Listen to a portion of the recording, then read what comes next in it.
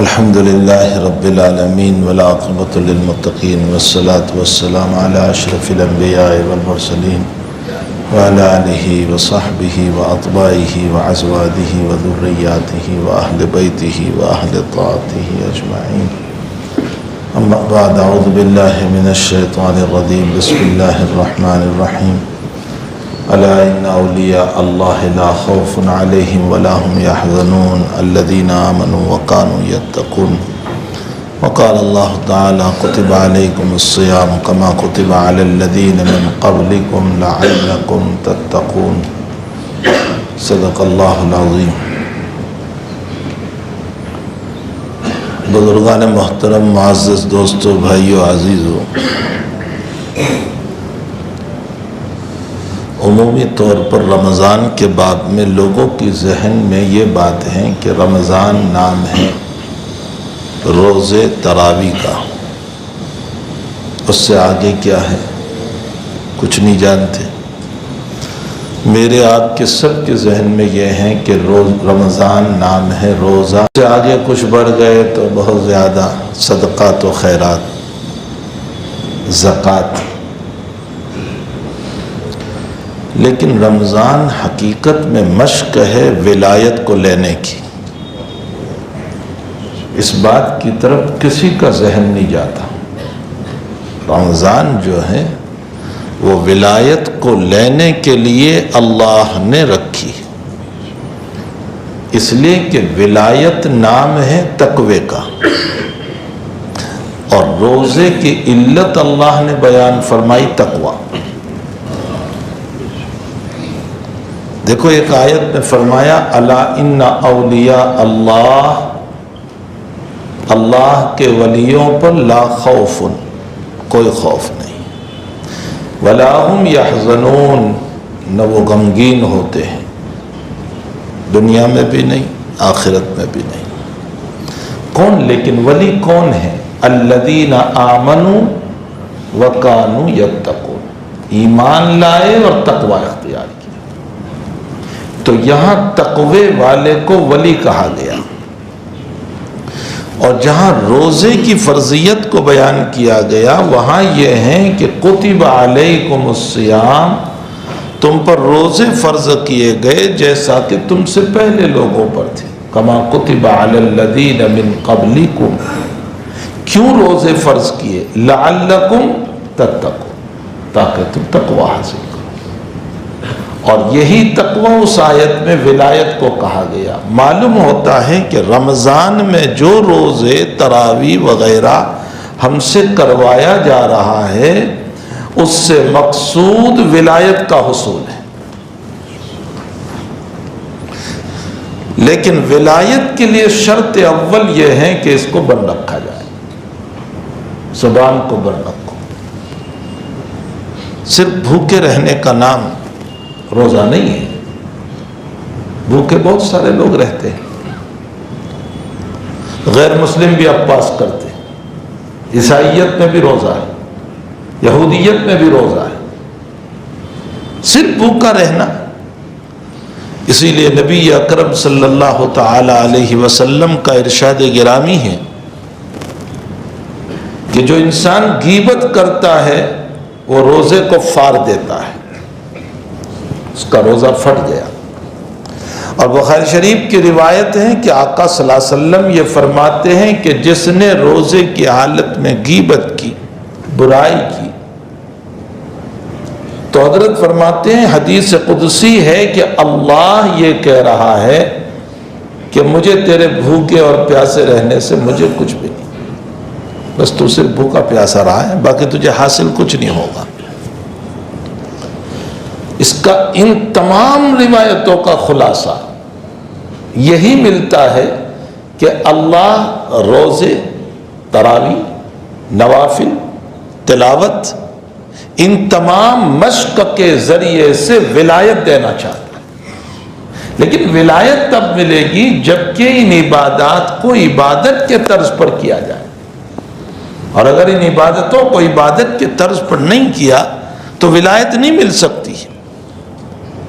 ولی غیبت نہیں کرتا، ولی کا دل کبر سے پاک ہوتا ہے.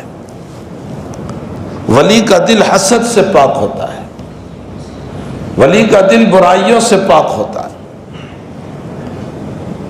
اور اگر رمضان میں بھی ہمارے یہی حال رہے کہ اس کی غیبت، اس کا حسد، اس سے متعلق بغض، اس سے متعلق نفرتیں، اس سے متعلق پلان، تو سمجھ لیں کہ ولایت تو نہیں مل رہی ہے، بلکہ جو کچھ کر رہے ہیں اس کے بدلے میں بھی بجائے ثواب کے لعنت لے رہے ہیں۔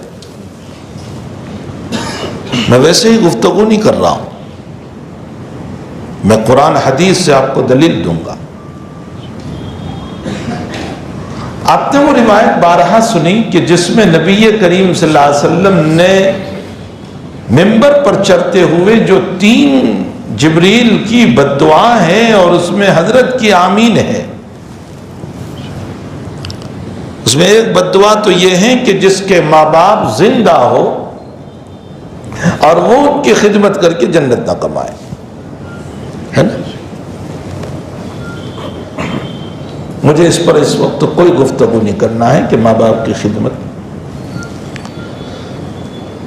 دوسری بد دعا جبریل کی یہ ہے کہ آقا صلی اللہ علیہ وسلم کا نام نامی، اس میں گرامی کسی کے سامنے آئے وہ درود نہ پڑھے، صلی اللہ علیہ وسلم نہ بولے۔ علماء نے زندگی میں ایک مرتبہ درود شریف کے پڑھنے کو فرض قرار دیا اور بار بار مجلس میں پڑھنے کو سنت قرار دیا، لیکن کچھ اکابر، کچھ ائمہ، کچھ علماء وہ بھی ہے کہ جنہوں نے مجلس میں جتنی مرتبہ نام آئے درود شریف کے پڑھنے کو واجب کہا ہے۔ اسی میں ہمارے امام طحاوی رحمۃ اللہ علیہ بھی۔ حضرت الامام طحاوی رحمۃ اللہ علیہ کی دلیل یہ ہے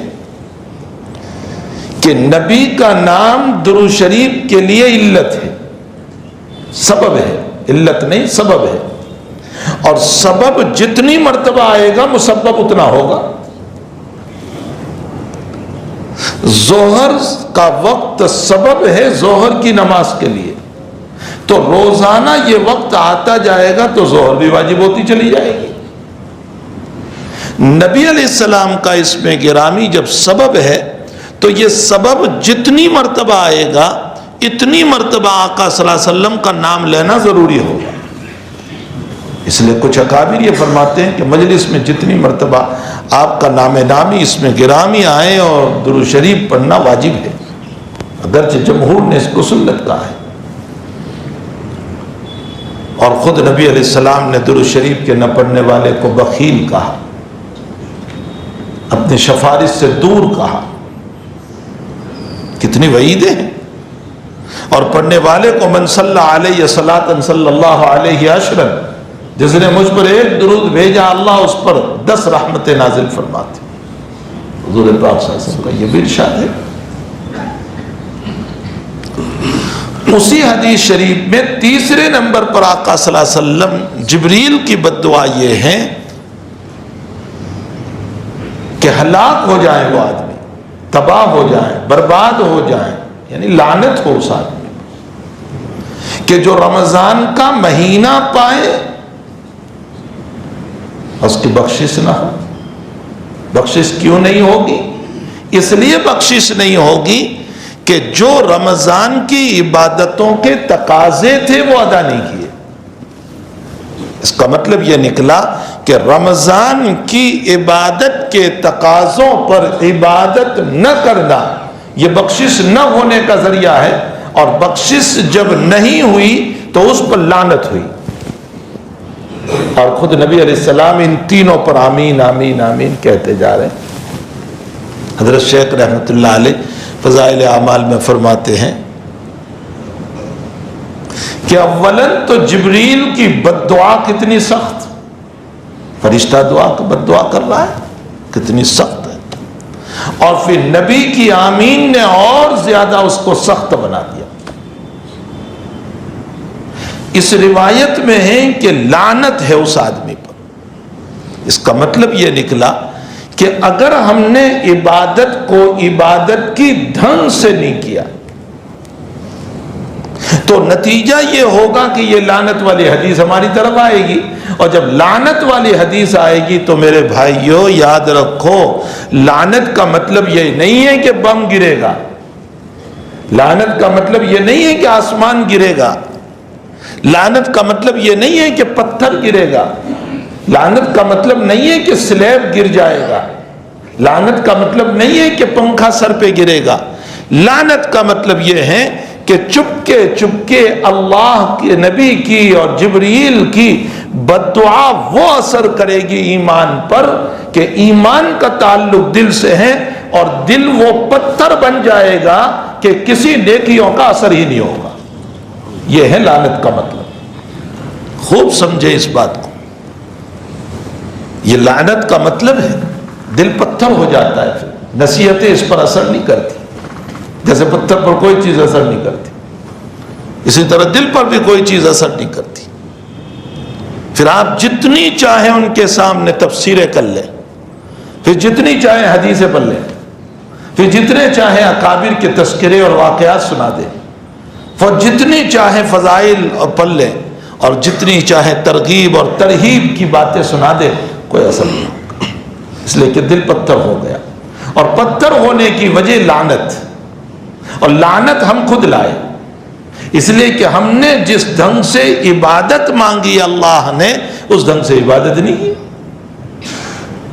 یہ حدیث شریف عام نہیں ہے جو آپ نے بار بار سنی بخاری شریف کی روایت میں کہ روزے دار کی منہ کی بدبو جو ہے وہ مشک سے زیادہ اللہ کو پسندیدہ ہے، یہ اس روزے دار کے باب میں ہے جس کی زبان غیبت اور جھوٹ سے پاک ہو، ہر ایک کے باب میں نہیں ہے۔ حافظ ابن حجر عسقلانی رحمۃ اللہ علیہ نے فتح الباری میں لکھا ہے، یہ حدیث شریف عام نہیں ہے، ورنہ جس کی زبان سے غیبت کر رہی ہے، روزوں کے ساتھ جھوٹ کر رہا ہے، دھوکہ بازی نہیں کر رہی ہے، برائیاں نہیں کر رہی ہے، اس کی زبان سے تو بدبو آ رہی ہے، وہ کیا مشک سے زیادہ خوشبودار ہو، وہ تو گندگیاں نہیں کر رہی ہے اس کی زبان سے۔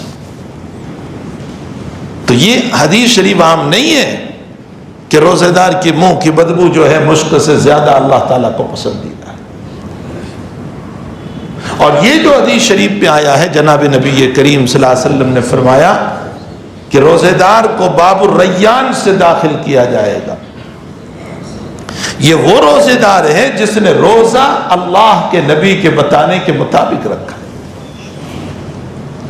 ورنہ حضرت الامام احمد ابن حنبل رحمۃ اللہ علیہ تو فرماتے ہیں کہ غیبت سے روزہ ٹوٹ جاتا ہے۔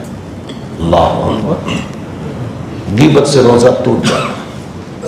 اگرچہ امام ابو حنیفہ، مالک و شافعی وغیرہ فرماتے ہیں کہ روزہ نہیں ٹوٹتا، لیکن یہ لوگ بھی یہ ضرور فرماتے ہیں کہ روزہ کی نورانیت ختم ہو جاتی، اس کا نور چلا جاتا ہے، اس کی روحانیت ختم ہو جاتی۔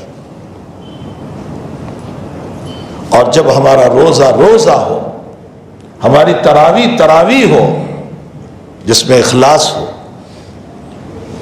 جس میں اللہ کی رضا ہو، جس میں قرآن کریم کو بڑی توجہ اور خوشی کے ساتھ سننا ہو، ناراضگی والے دل کے ساتھ نہیں، بوجھ سمجھ کر نہیں۔ قرآن تو وہ دولت ہے کہ رمضان ہی میں نزول شروع ہوا، اور جبریل امین رمضان میں ہر رمضان میں تشریف لاتے تھے، اور اس رمضان تک جتنا قرآن اترا ہے نبی کریم صلی اللہ علیہ وسلم کو سناتے تھے، اور حضور پاک صلی اللہ علیہ وسلم جبریل کو سناتے تھے۔ اس حدیث شریف سے ثابت ہوا کہ اللہ کے نبی بھی رمضان میں قرآن کی تلاوت فرماتے تھے، اور جبریل بھی قرآن کی تلاوت فرماتے تھے، مقدس فرشتہ بھی اور مقدس نبی بھی تلاوت کر رہا ہے۔ اس کا مطلب یہ نکلا کہ قرآن عظیم المرتبت کتاب ہے، اس کو رمضان سے بڑا تعلق ہے، بڑی نسبت ہے۔ جگہ جگہ اللہ نے بیان فرمایا، شہر رمضان الذی انزل فیہ القرآن، یہی بات ذکر کی، انا انزلناہ فی لیلۃ مبارکۃ فیہا یفرق کل امر حکیم، یہی ذکر فرمایا، انا انزلناہ فی لیلۃ القدر، یہی ذکر فرمایا۔ ان تمام کا تعلق رمضان سے، لیلہ مبارکہ لیلۃ القدر، لیلۃ القدر رمضان میں ہے۔ معلوم ہوتا ہے قرآن کا خاص تعلق ہے، رمضان کے ساتھ. اور یہی وجہ ہے کہ جہاں روزوں کا بیان اللہ نے کیا کہ فوراً قرآن کا بھی بیان کیا. کتب علیکم الصیام کما کتب علی الذین من قبلکم لعلکم تتقون ایاما معدودات فمن کان منکم مریضا او علی سفر فعدۃ من ایام اخر وعلی الذین یطیقونہ فدیۃ طعام مسکین فمن تطوع خیرا فهو خیر له وان تصوموا خیر لکم ان کنتم تعلمون. یہاں تک روزوں کا بیان ہو گیا کہ ہم نے تم پر روزہ فرض کیا جیسے تم سے پہلے لوگوں پر تھا تاکہ تم تقوی حاصل کرو روزوں کے ذریعے سے. آگے فرمایا یہ چند دن کے روزے ہیں، بہت لمبے چوڑے نہیں ہیں. ایام معدودات، البتہ جو بیمار ہے یا سفر میں ہے اس کے لیے گنجائش ہے کہ وہ روزوں کو چھوڑ دے، کوئی عرض نہیں، بعد میں اس کی قضا کر لے. لیکن وَأَن تَصُومُوا خَيْرٌ لَكُمْ، اگر رکھ لے تو بہتر ہوگا، اس لیے کہ بعد کے دنوں میں رمضان کے بعد اگر روزے رکھو گے تو روزہ ادا ہو جائے گا، رمضان کی نورانیت نہیں ملے گی. اس لیے فرمایا ان تصوموا خیر لکم ان کنتم تعلمون. اور فوراً جہاں روزوں کا بیان ختم ہوا، شہر رمضان الذی انزل فیہ القرآن، رمضان کا مہینہ وہ ہے جس میں قرآن اتارا گیا. الذی انزل فیہ القرآن. تو میرے بھائیوں، یہ ساری باتوں کی بنیاد اگر دیکھی جائے تو رب کریم ولایت سے نوازنا چاہتا ہے، اس لیے رمضان دیا ہے. میں نے اور آپ نے اگر رمضان کو اس طرح پر گزارا جیسے اللہ کی چاہت ہے، جیسے نبی کی چاہت ہے، جیسے انہوں نے بیان کیا، اس طرح پر اگر رمضان گزارا. آپ نے نام سنا ہوگا ابو دجانہ رضی اللہ تعالیٰ عنہ، وہ صحابی رسول ہیں جو اللہ کے نبی کے ساتھ رہے ہر وقت.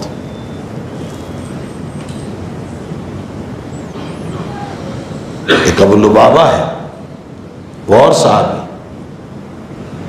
حرم شریف میں آپ جب جاؤ گے تو وہاں ایک ستون ہے جس پر لکھا ہوا ہے ستون ابی لبابہ. اس کا ایک پس منظر ہے کہ حضرت ابو لبابہ رضی اللہ تعالیٰ عنہ کی طرف سے نبی علیہ السلام کا ایک راز تھا، وہ ذرا سا فاش ہو گیا، ظاہر ہو گیا، حالانکہ مکمل نہیں، اشارتاً ظاہر کیا تھا. لیکن پھر ان کو احساس ہوا کہ مجھے ایسا نہیں کرنا چاہیے تھا. تو انہوں نے خود اپنے آپ کو مسجد نبوی کے ستون سے باندھ دیا. اب فرمایا مجھ سے غلطی ہو گئی ہے، اب حضرت جب تک نہیں چھوڑیں گے وہاں تک میں نہیں چھوٹوں گا. حضرت کو جب یہ بات بتائی گئی تو حضرت نے فرمایا یہ باندھنے کے بجائے سیدھے میرے پاس آتے تو میں معاف کر دیتا، اب جب مسجد نبوی میں باندھ دیا ہے تو اب اس کا تعلق اللہ سے ہے، وہ معاف کریں گے تو میں چھوڑوں گا. مسئلہ پورا الٹ گیا اور اللہ تعالیٰ کی طرف سے ان کی معافی ہوئی نبی اکرم صلی اللہ علیہ وسلم کے اوپر، اور آپ نے ان کو چھوڑا ہے. وہ حضرت ابو لبابہ ہے اور ایک ابو دجانہ ہے. حضرت ابو دجانہ رضی اللہ تعالیٰ عنہ وہ صحابی ہے جو حضرت کے ساتھ ہر وقت ساتھ رہے اور دور صدیقی میں شہید ہوئے. ان کے اتنے سارے اعمال کہ میدان کی کوئی جگہ انہوں نے نہیں چھوڑی، بدر، احد، خندق، خیبر وغیرہ میں کوئی جگہ نہیں چھوڑی، اور اتنے سارے اعمال، لیکن اس کے باوجود فرماتے ہیں مجھے کسی عمل پر جنت میں جانے کا اعتماد نہیں ہے، اگر اعتماد ہے تو صرف ایک عمل کے اوپر کہ میں نے اپنی زبان کو غیبت سے پاک رکھا ہے، باقی مجھے کسی عمل پر. حضرت انس رضی اللہ تعالیٰ عنہ کو مشکات شریف کی روایت ہے، حضرت انس کو نبی اکرم صلی اللہ علیہ وسلم نے یہ فرمایا تھا، یا بنیا، انس میرے بیٹے، مشکات میں روایت ہے، ان فعلت، اگر تو یہ کر سکتا ہے ففعل، تو اس کام کو کر. لا تصبح ولا تمسي، تیری صبح اور شام اس عالم میں ہونی چاہیے تھے کہ تو اپنی زبان کو پاک رکھنے والا ہو، اس لیے کہ یہی میرا طریقہ ہے. ہادی سنتی، سنت تو بہت ساری ہے نبی علیہ السلام کی، لیکن خاص طور پر اس پر آپ فرما رہے ہیں کہ یہ میری سنت ہے. یہ اس پر آپ نے اس لیے فرمایا کہ یہ وہ عمل ہے جو زندگی کے اچھے اعمال کو بیکار کر دیتا ہے۔ تو مجھے صرف یہ سمجھانا ہے میرے بھائیوں کہ یہ مبارک مہینہ جو آ رہا ہے نا، اس مہینے کو صرف روزوں کا مہینہ نہ سمجھے، یہ صرف تراویح کا مہینہ نہیں ہے، یہ ولایت لینے کا مہینہ ہے۔ اور جس کو اللہ نے رمضان میں ولایت دے دی، اس کے اگلے 11 مہینے نہیں، ساری زندگی ولایت پر گزرے گی۔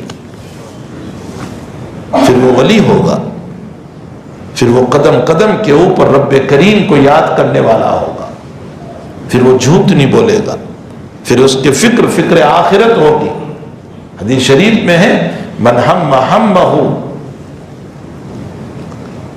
من جعل ہمہ ہم الآخرہ کفاہ اللہ فی الدنیا او کما قال صلی اللہ علیہ وسلم، جو آخرت کی فکر کو اوڑھ لیتا ہے اللہ اس کی دنیا کے غموں کے لیے کافی ہو جاتا ہے۔ سنیں اس حدیث شریف کو، جو آخرت کی فکر لے لیتا ہے کہ میری آخرت بن جائے، تو اس کی دنیا کی فکر اللہ لے لیتا ہے کہ میں تیری دنیا بناؤں گا۔ من جعل ہمہ ہم الآخرہ کفاہ اللہ تبارک و تعالی ہم الدنیا، اور جس نے دنیا کی فکروں کو اپنی فکر بنا لی، حق تعالیٰ کی طرف سے اسی حدیث شریف میں اعلان ہے کہ میں اس کی دنیا کو اس کے لیے تنگ کر دوں گا۔ معیشتی زندگی تنگیوں میں گزر جائے گی، چونکہ اس نے اسی کو اوڑھنا بچھونا بنا دیا۔ اور یہی وجہ ہے کہ جناب نبی اکرم صلی اللہ تعالی علیہ وسلم کے دعا جو میں نے جگہ جگہ نقل کی، اللہ کے حبیب پاک صلی اللہ علیہ وسلم فرماتے ہیں اللہم لا تجعل الدنیا اکبر ہمنا ولا مبلغ علمنا، اے اللہ دنیا کو میرا بڑا غم نہ بنا، یعنی میرا غم ہر وقت دنیا رہے، ہائی دنیا ہائی دنیا ہائی دنیا، صبح سے شام تک اسی کے پیچھے، جب بات کرو تو دنیا، جب تذکرہ کرو تو دنیا، جب تذکرہ کرو تو کاروبار۔ نبی علیہ السلام نے دعا فرمائی اپنے رب سے اللہم ربنا لا تجعل الدنیا اکبر ہمنا، اے اللہ دنیا کو میرا بڑا غم نہ بنا دینا کہ ہر وقت میں اسی کے غم میں مبتلا رہوں 24 گھنٹے۔ ولا مبلغ علمنا، اور اے اللہ میرے علم کا خلاصہ بھی اس کو نہ بنانا کہ میرا سارا علم اسی پر لگے، سارا علم جتنا بھی پڑھا ہے وہ سب دنیا کے لیے لگ جائے۔ ولا مبلغ علم، نبی اکرم صلی اللہ علیہ وسلم اس روایت میں مجھے اور آپ کو یہ اشارہ فرمانا چاہتے ہیں اے لوگو دنیا کے غم کو ہلکا کرو، آخرت کے غم کو اوڑھو، دنیا کا غم ہلکا کرو، آخرت کی فکر کو اوڑھنے والے بنو، اس لیے کہ دنیا کے غموم تم لے کر چلو گے بھی تو ایک دن موت کے موقع پر تمہارے غم بھی ختم، خوشیاں بھی ختم۔ بھائی غموں کی انتہا بھی قبرستان ہے اور خوشیوں کی انتہا بھی قبرستان ہے، بس ختم مسئلہ۔ اور اگر آخرت کی فکر کو لے کر چلو گے تو اب موت کے بعد سے جو ساری زندگی چل رہی ہے وہ فکر آخرت ہے جو قبر میں بھی معاون ہوگی، حشر میں بھی معاون ہوگی، یہاں تک کہ ہاتھ پکڑ کے جنت میں لے جائے گی۔ تو جو لمبی مدت تک ہمارے ساتھ چلنے والی ہے ہم اس کی فکروں کو کیوں نہ لیں، بلکہ حکیم الامت حضرت اقدستانوی رحمۃ اللہ علیہ فرماتے ہیں کہ دنیا کے غموں میں بھی دین آنا چاہیے، دنیا کے غم میں دین آنا چاہیے۔ وہ کیسے ہوگا کہ اگر میں دنیا کما رہا ہوں تو میری نیت یہ ہو کہ اللہ جتنا میں کماؤں گا میں اس کی جو واجبات ہے، جو اس کے نوافل ہے، میں اس میں سے ادا کروں گا، میں اس لیے کما رہا ہوں، زکوٰۃ ہے، صدقات ہے، للہ ہے، عطیہ ہے، جو کچھ ہے میں اس میں سے ادا کروں گا۔ معلوم یہ ہوتا ہے کہ دنیا کو بھی دین بنا دو، اور دنیا دین تب بنے گی۔ حضور پاک صلی اللہ علیہ وسلم نے ایک بہت پیاری مثال سے سمجھایا، بخاری شریف کی روایت ہے کہ ایک جانور ہے جس کو آپ نے جنگل میں چھوڑ دیا اور بڑا ہرا بھرا گھاس ہے وہاں، اور جانور نے کھایا، پھر اس کے بعد چغالی کرنے لگا، کھڑا ہو کر گجراتی میں کہتے ہیں واگول، چگالی کرنے لگا، اور بہت دیر تک چباتا رہا یہاں تک کہ ہضم ہوا اس کو۔ ہم بھی جب چباتے ہیں نا تو چبانے کی وجہ سے لعاب بنتا ہے، لاڑ بنتی ہے، اور لاڑ میں اللہ تعالیٰ نے ایک خاص صفت رکھی ہے کہ وہ کھانا ہضم کرتی ہے۔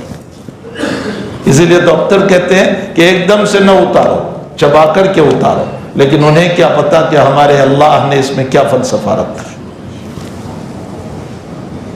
یہ تو کہہ دیتے ہیں جتنا چباؤ گے اس کے ساتھ لاڑ جائے گی، لعاب جائے گا، اور وہ لعاب جو ہے وہ اس کے ہضم کرنے کا ذریعہ بنتا ہے۔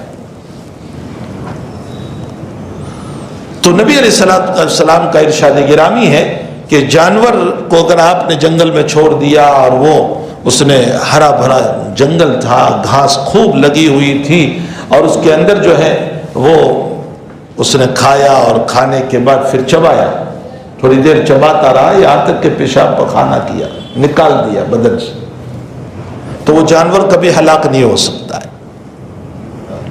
اور ایک وہ جانور ہے جو جنگل میں کھاتا رہا ہرے بھرے گھاس کو دیکھ کر کے، اور اس نے چبایا بھی نہیں، چگال بھی نہیں کیا، یہاں تک کہ پیٹ اس کا ٹائٹ ہو گیا، پیشاب پخانہ نہیں ہوا۔ نتیجہ یہ ہے کہ وہ جانور ہلاک ہو جائے گا، مر جائے گا۔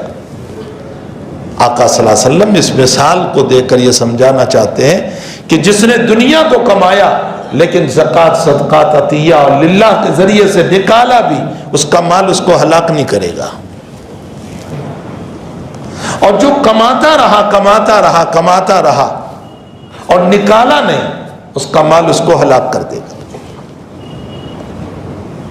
پھر ہلاکت کی شکلیں مختلف ہیں، مختلف شکلیں۔ ہلاکت کی شکل یہ بھی ہے کہ ہلاکت کی شکل یہ بھی ہے کہ چوری، ہلاکت کی اور بھی شکلیں، اور میں اس سے پہلے بھی کہہ چکا ہوں کہ ضرب اللہ مثلا قریۃ کانت آمنۃ مطمئنۃ یأتیہا رزقہا۔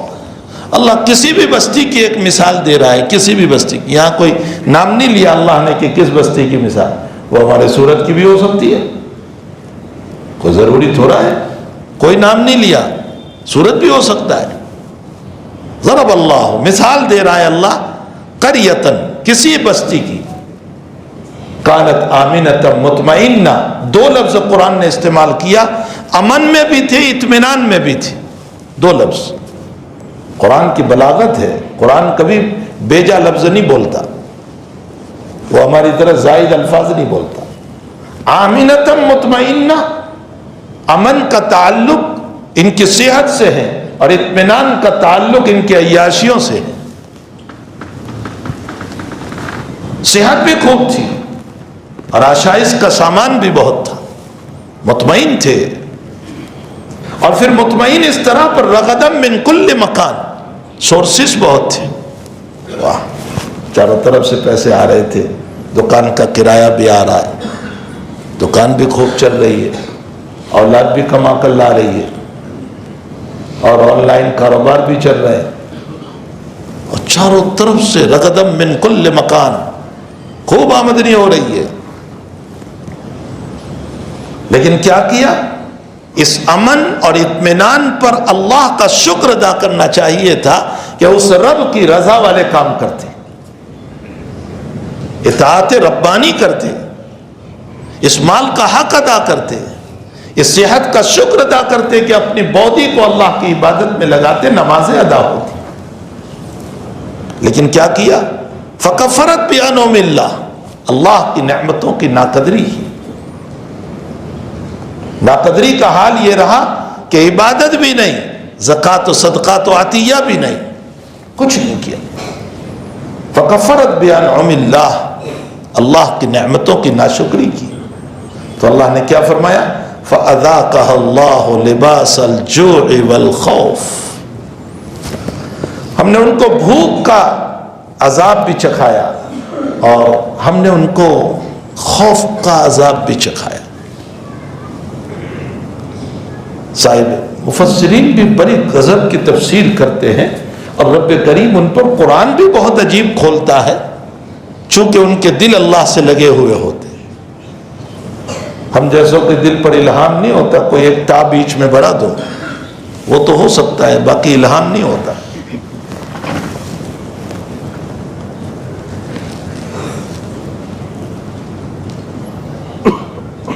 بعض لوگ عجیب و غریب ہوتے ہیں، بات کہاں کی دھون کر لے آتے ہیں، کہتے ہیں میرے قلب پر الہام ہوا، کسی کتاب میں پڑھ لیا ہوگا۔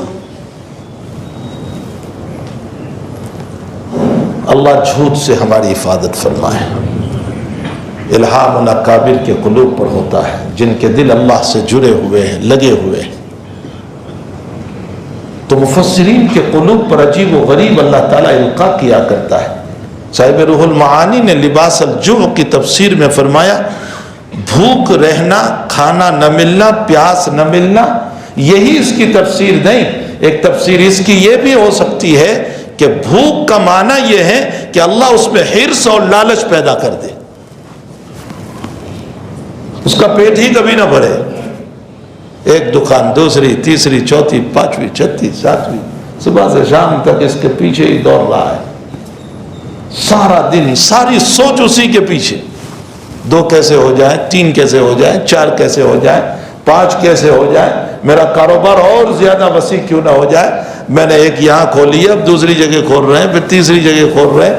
فَأَذَاقَهَا اللَّهُ لِبَاسَ الْجُوعِ، یہ بھی بھوک ہے کہ انسان کا پیٹ ہی نہیں بھرتا، باوجود ہی کہ اللہ نے اتنا دے رکھا ہے کہ اس کی زندگی کیا، اس کی اولاد کی کفالت بھی ہو جائے گی، لیکن پھر بھی اس کے باوجود حرص اور لالچ بڑھتی جا رہی ہے۔ والخوف، باہر کا خوف، اندر کا خوف، باہر کا بھی خوف اور اندر کا بھی خوف، جس کی وجہ سے قلب ہر وقت بے چین، بستر بہترین قسم کا بچھا ہوا ہے، اے سی چل رہی ہے اور پسینہ آ رہا ہے، کیا ہو گیا بھائی، کیوں سو نہیں رہے ہو؟ کہتے ہیں بے چین ہے۔ فَأَذَاقَهَا اللَّهُ لِبَاسَ الْجُوعِ وَالْخَوْفِ۔ اب عامر صاحب کے پاس جا رہے ہیں، بڑی پریشانیاں ہیں، اور عامر صاحب کہتے ہیں کسی نے کچھ کر دیا ہے، اور ڈھیر سارے پھر نام آتے ہیں۔ میں نے اس پر غالباً کسی بیان میں ایک استدلال کیا تھا کہ نبی علیہ السلام، لوگ یہی روایت پیش کرتے ہیں حضور پر بھی تو سحر ہوا، جادو ہوا، میں نے کہا بالکل ہوا، کون انکار کرتا ہے، لیکن نبی کو نام کا پتہ نہیں تھا جب تک اللہ نے نہیں بتایا۔ تو نبی اولو العزم پیغمبر صاحب وحی، اس کو نام کا پتہ نہیں جب تک کہ اللہ نے نہیں بتایا، تو عامل کو کیسے پتہ چل گیا کہ یہ نام بتا رہا ہے؟ اس کو کیسے، کیا وہ صاحب وحی ہے؟ سب جھوٹ ہے۔ تو عاملوں کے پاس ہم دوڑتے ہیں، وہ طرح طرح کے چکر میں ہمیں مبتلا کرتے ہیں۔ حقیقت یہ ہے کہ ہماری ناشکریوں نے ہمیں اس میں ڈال رکھا ہے، ہماری ناشکریہ۔ فَكَفَرَتْ بِأَنْعُمِ اللَّهِ فَأَذَاقَهَا اللَّهُ لِبَاسَ الْجُوعِ وَالْخَوْفِ۔ کیوں؟ اللہ کہتا ہے میں نے نہیں کیا، تم یہ نہ کہنا رب نے کر دیا، بِمَا كَانُوا يَصْنَعُونَ، تیرے اعمال نے کیا ہے، تیرے کرتوتوں کی وجہ سے ہو گیا، یہ تیرے اعمال ہے۔ قوم سبا کا واقعہ پیش کرتے ہوئے اللہ نے اور نقشہ کھینچا۔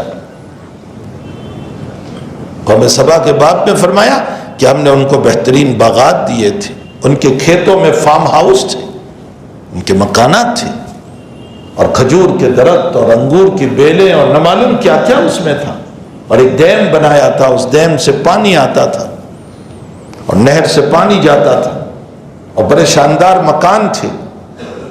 پھر نتیجہ کیا ہوا؟ جب اللہ کی نافرمانی کی، بغاوت کی، ناشکری کی، نبی کا انکار کیا، تو پھر اللہ کی طرف سے کیا مار پڑی؟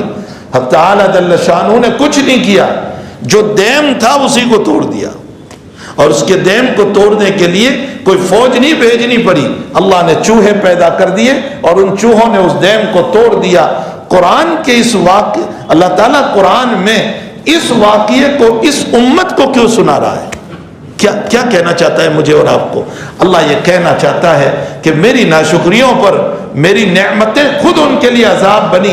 اے قرآن کے پڑھنے والوں یاد رکھو، میں نے تم کو بھی بڑی نعمتیں دے رکھی ہے، اگر تم میرے ناشکرے بنو گے تو میں اسی صحت کی نعمت کو تمہارے لیے عذاب بنا دوں گا، تمہارے مال کو عذاب بنا دوں گا، تمہاری دولت کو عذاب بنا دوں گا، تمہاری عزت کو عذاب بنا دوں گا، یہی نعمتیں خود عذاب بن جائے گی۔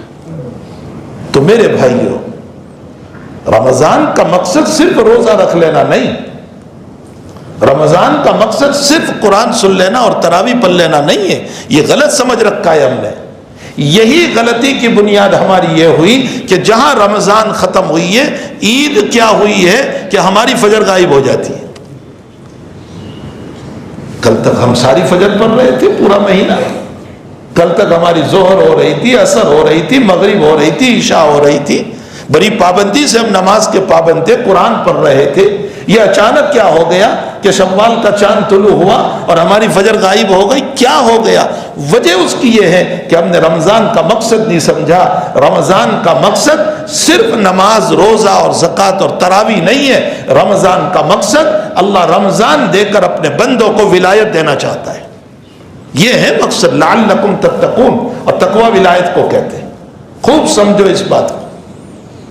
اور میں نے اور آپ نے اگر رمضان کے ان اعمال سے ولایت کو لے لیا، تقوی کو لے لیا، تو پھر 11 مہینے کا مسئلہ نہیں ہوگا، ساری زندگی بہترین چلے گی، پھر پوری زندگی سب سے اچھی چلے گی، پھر ہماری زبان غلط نہیں چلے گی جیسے رمضان میں نہیں چلی، پھر ہماری آنکھوں میں حیا کا سرما ہوگا، ہم بے حیائی کے کام نہیں کریں گے جیسے رمضان میں بچایا تھا، پھر ہمارا دماغ اور دل غلط نہیں سوچے گا جیسے رمضان میں بچایا تھا، پھر ہم غیبت، جھوٹ، بغض، عداوت، نفرتوں سے اپنے دل کو صاف ستھرا رکھیں گے جیسے رمضان میں بچایا تھا۔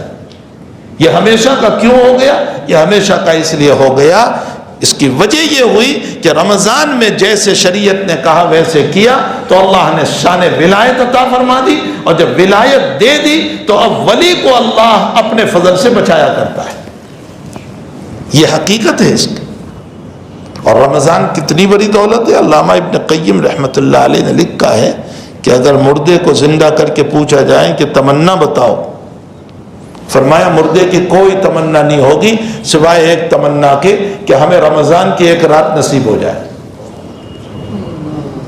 اور کوئی تمنا مردے کی نہیں ہو، یہی ایک تمنا ہو، وہ یہ کہے گا رمضان کی ایک رات نصیب ہو جائے۔ آپ دیکھیں نبی اکرم صلی اللہ تعالیٰ علیہ وسلم کی دعا پر اگر ہم غور فرمائیں، بارک لنا فی رجب و شعبان وبلغنا رمضان، آخر حضرت یہ دعا کیوں پڑھتے تھے؟ تاکہ رمضان کے انوار سے مالا مال ہو، برکتوں سے مالا مال ہو، اس کی رحمتوں سے مالا مال ہو۔ اور اسی لیے آپ دیکھیں کہ رمضان میں اللہ نوازنے پر آتا ہے، تبھی تو اس نے سارا نظام کیا کہ وہ شیاطین کو باندھ دیتا ہے، قید کر دیا کرتا ہے، ہماری زندگیوں کو نرم کر دیا، ہمارے دلوں کو نرم کر دیا، اعمال کا شوق پیدا کر دیا، اعمال کی رغبتیں پیدا کر دی، یہ سارے راستے اس نے ہموار کر دیے۔ اس کے باوجود میں نے ولایت کو نہیں لیا تو مجھ سے بڑھ کر نکما کوئی نہیں ہو سکتا، اللہ کا ناشکرا کوئی نہیں ہو سکتا۔ بلغنا رمضان کا یہ مطلب نہیں ہے کہ فنی فالودہ تک پہنچ جائے، سموسے اور بریانی اور کھانے پینے تک، یہ مطلب نہیں ہے۔ اس کے انوارات، اس کے برکات جو اللہ تعالیٰ کی طرف سے خصوصی طور پر رمضان مبارک میں نزول ہوتا ہے، وہ ہمیں نصیب ہو جائے۔ اس لیے حضور پاک صلی اللہ تعالیٰ علیہ وسلم یہ دعا پڑھا کرتے تھے۔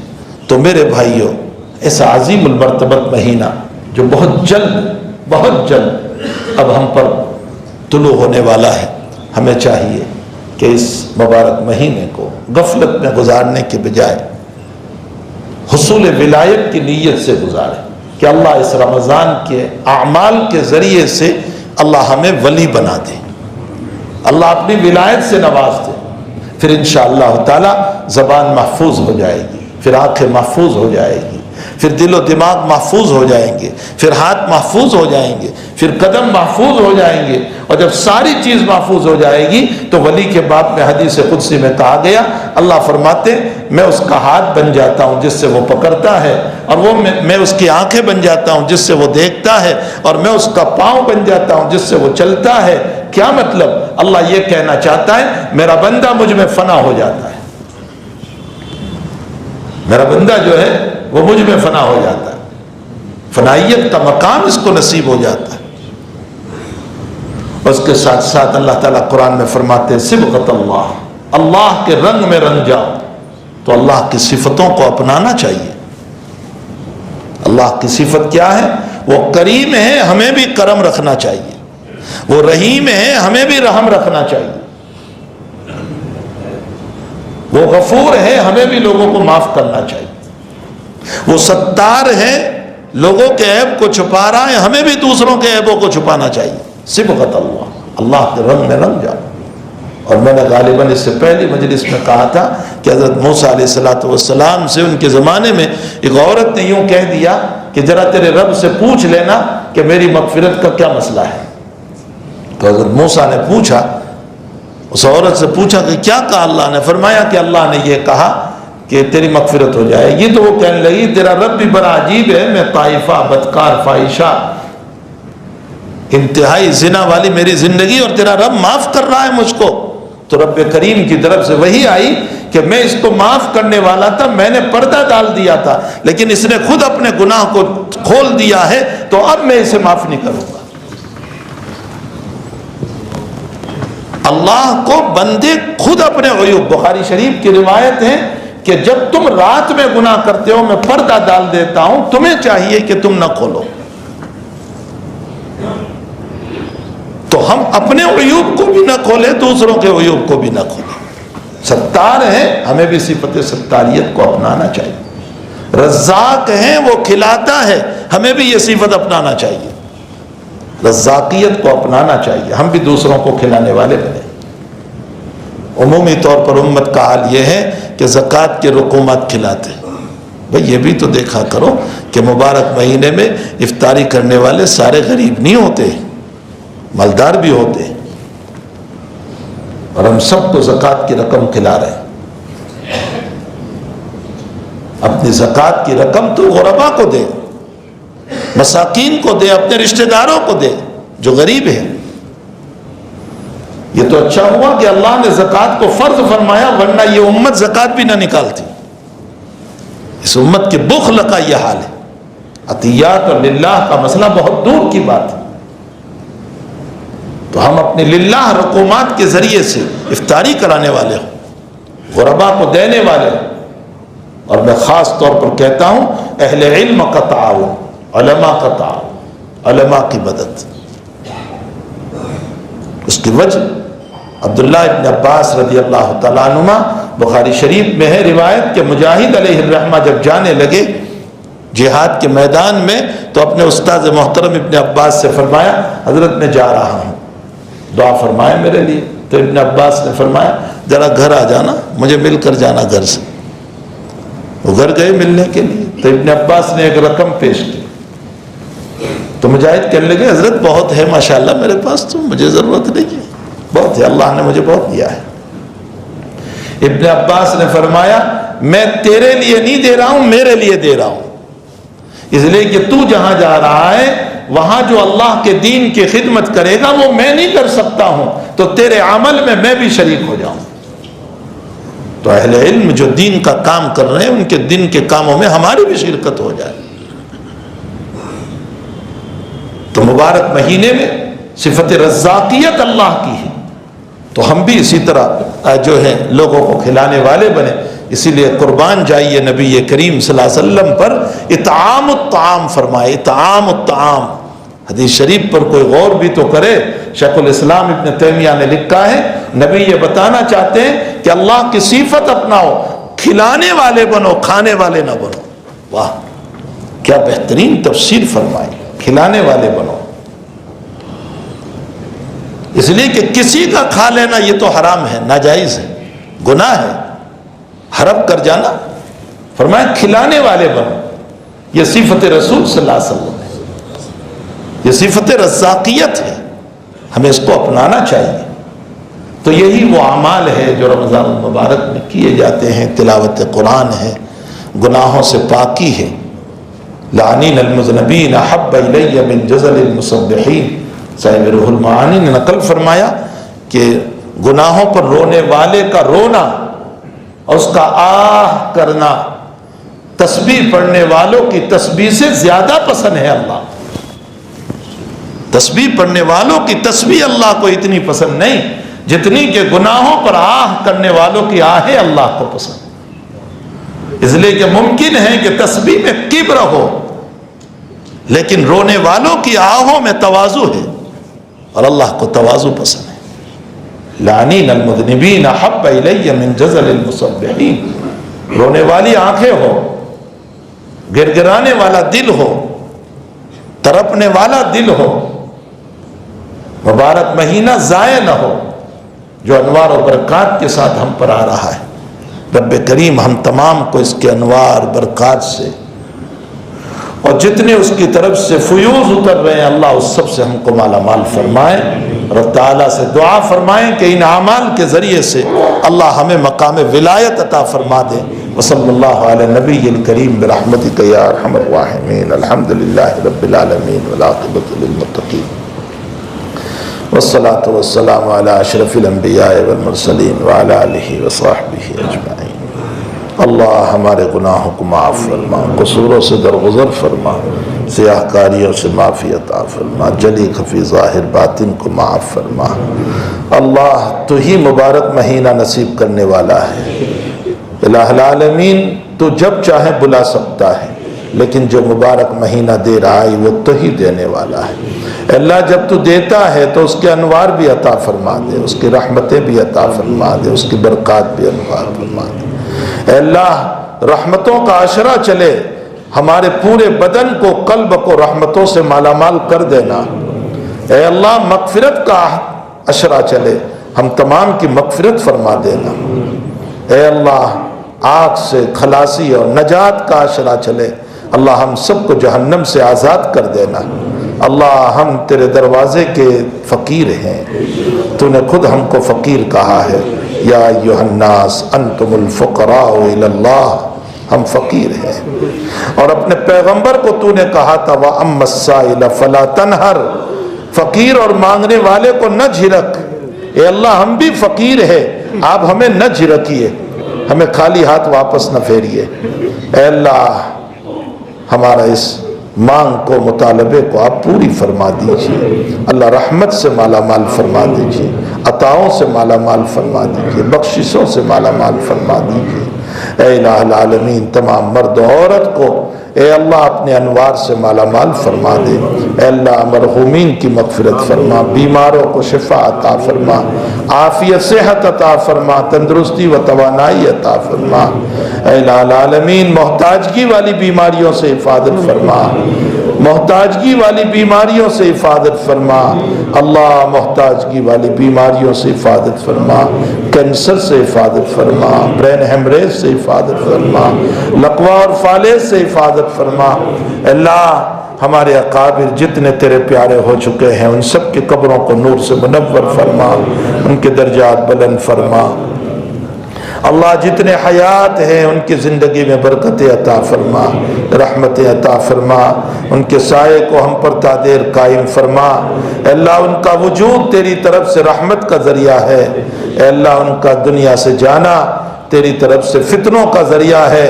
اللہ ہمیں فتنوں کے حوالے نہ فرما، اللہ ہمیں فتنوں کے حوالے نہ فرما، اللہ ہمیں ظالموں کے حوالے نہ فرما، اللہ ہمیں ظالموں کے حوالے نہ فرما۔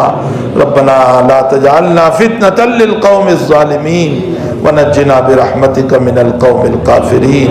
اے اللہ تمام مرحومین کی مغفرت فرما، اے اللہ اس مجمع کی دلی مرادوں کو پورا فرما، جائز تمناؤں کو پوری فرما، حاجتوں کو پورا فرما۔